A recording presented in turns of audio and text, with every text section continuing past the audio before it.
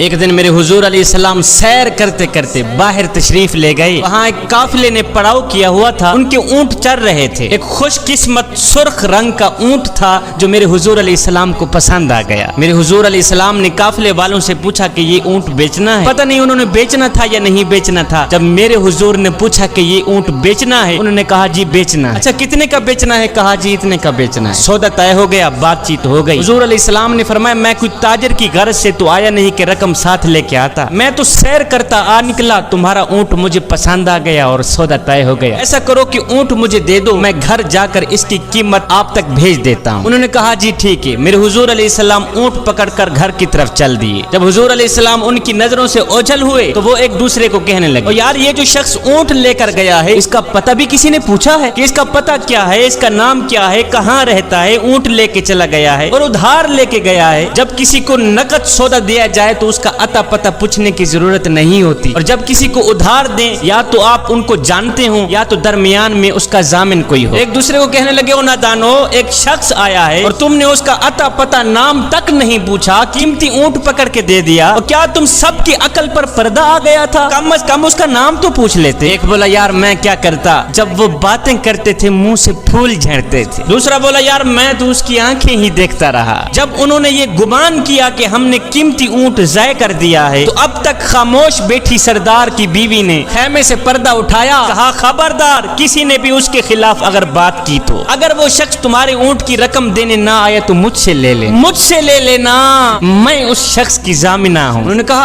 اچھا تو اسے جانتی ہے؟ کہا نہیں میں بھی نہیں جانتی. کہا جب جانتی ہی نہیں پھر ضمانت کیسے دے دی؟ کہا جب تم سودا کر رہے تھے تو میں خیمے کے اندر سے دیکھ رہی تھی کہ جس کا چہرہ اتنا خوبصورت ہو وہ جھوٹ بولتا ہی نہیں, وہ دھوکہ دے ہی نہیں سکتا. ابھی تمہارے پیسے آنے والے ہیں. تھوڑی دیر گزری ہی تھی کہ میرے حضور علیہ السلام کے غلام آ گئے پیسے لے کے. کہنے لگے کون ہیں وہ لوگ جس سے ہمارے آقا نے اونٹ خریدا ہے؟ کہا جی ہم لوگ ہیں. صحابہ نے کہا یہ لو تمہارے اونٹ کی رقم, یہ لو تمہارے اونٹ کی قیمت.